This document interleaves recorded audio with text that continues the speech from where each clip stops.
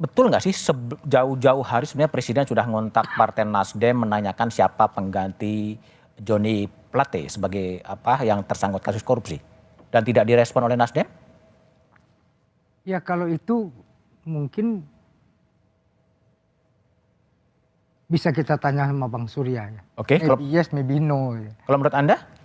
Ya kemungkinan bisa jadi, tapi ya Bang Surya lah yang persis tahu proses itu. Apakah ada utusan presiden atau apa yang menanyakan pada Bang Surya terhadap apa yang Bung Budiman tanyakan tadi. Tapi sejauh ini tidak ada proses pembahasan itu di internal partai. Oke, kalau kemarin setelah pergantian kabinet, kemudian ada pertemuan Bang Surya dengan Presiden Jokowi, apa yang dibicarakan setahu Willy tahu?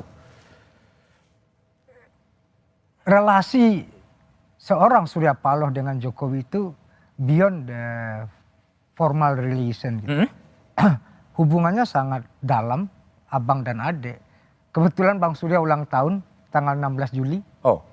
Biasanya mereka punya acara berdua biasanya tuh untuk merayakan itu. Pernah suatu saat ketika Pak Jokowi ulang tahun datang ke rumah Bang Surya. Oke.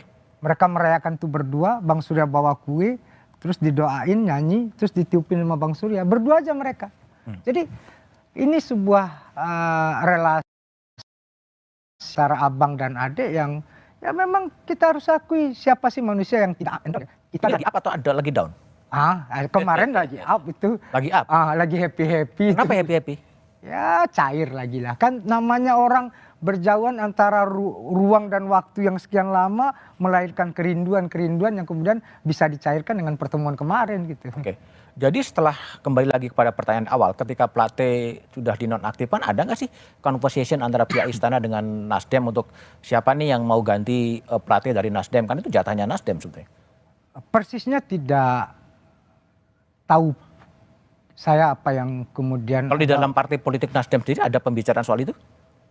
Apa yang ditandaskan oleh Bang Surya kepada kami di jajaran partai adalah fokus Nasdem tidak lagi pada portofolio. Tidak lagi pada portofolio? Tidak lagi pada portofolio, tapi bagaimana komitmen menyelesaikan koalisi ini sampai selesai. Jadi apa hikmah yang bisa kita ambil dari proses ini juga probability abuse of power dari Nasdem itu juga jadi semakin kecil.